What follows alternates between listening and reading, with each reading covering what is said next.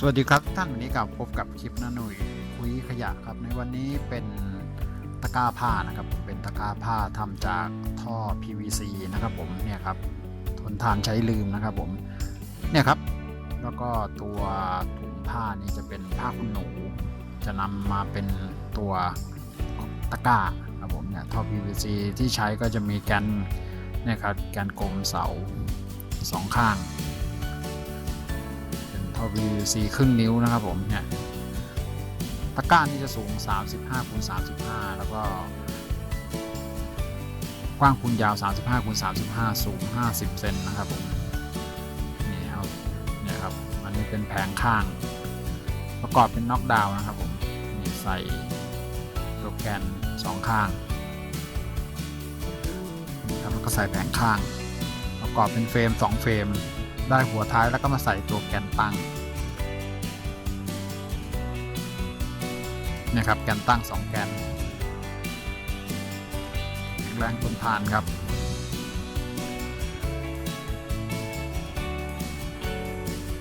นะครับเอาตัวตั้งเสียบไป2แกนนะครับผม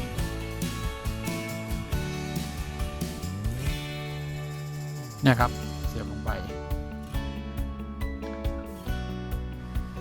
ก็จะได้โครงนะครับผมโครงของตะกร้าผ้าแล้วทีนี้เราจะนำตัวผ้าขนหนูนะครับผมเป็นผ้าเช็ดตัวนะครับจะนำมาทำเป็นตัวถุงผ้านะครับจะใช้ตามยาวนะครับตามยาวของผ้านะครับแล้วก็วัสดุสำคัญนี่คือกระดุมแป๊กนะครับผมเนี่ยครับกระดุมแป๊ก4 ชิ้นใน1ชุดนะครับผมกดหัวท้ายตัวผู้ตัวเมียครับก็มีฝาครอบนะครับจะใช้ตัวครีมนะครับกระดุมนะครับวิธีการก็กดหมุดลงไปก่อนนะครับผมนะครับกดหมุดจะเป็นเดือยแล้วก็ใส่ตัวเนี่ยครับตัวฐานรองเป็นตัวผู้นะครับก็ใช้ครีมกดเลยนะครับกดลงไปลงล็อกแล้วนะครับเขามีเบอร์ของเขาครับตัวนี้เป็น10 มิลนะครับเนี่ยครับกดลงไปพอได้ชิ้นหนึ่งแล้วนะครับเราจะกดอีกปุ่มหนึ่งลงข้างล่างนะครับเอาเดือยกระดุมใส่ลงไปนะครับแล้วก็ฐานตัวเมียนะครับใช้ครีมกดลงไปเลยครับเป็นครีมเฉพาะของเขานะครับครีมกดกระดุมแป๊กเนี่ยครับเราก็จะได้แล้วเนี่ยครับ2 ชิ้นเนี่ยก็ยึดติดด้วยกระดุมกันนะครับนี่ดึงเข้าดึงออกใช้งานได้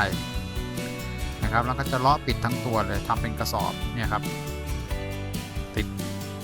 ด้านตามยาวเพื่อให้ได้เป็นก้นกระสอบก้นถุงนะครับอันนี้ด้านข้างเนี่ยครับกดไปแล้วก็ใส่ฐานรองใส่ฐานรองนะครับวางลงบนบ่าแล้วก็กดลงย้ำติด2 ชิ้นติดกันนะครับผมนี่ครับเป็นบี้หัวเดือยพลาสติกทำให้มันติดกันนี่ก็ตัวเมียครับเนี่ยละถุงผ้ามันจะเป็นลักษณะของผ้าเช็ดตัวตามยาวแล้วก็จะกดด้านยาวเนี่ยครับนี่ครับกดด้านยาวของผ้า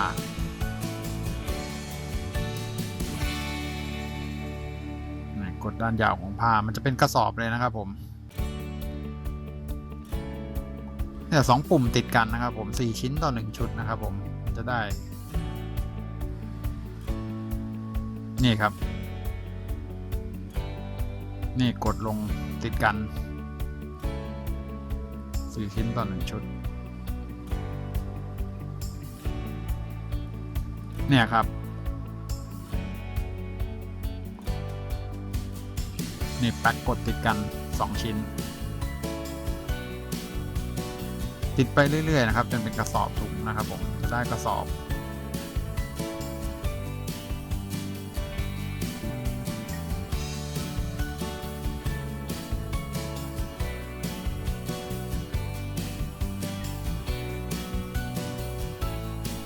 ด้านนี้จะเป็นอีกด้านหนึ่งนะครับผมเนี่ยติดเป็นตัว L เลยนะครับผมได้เป็นทรงกระบอกกลม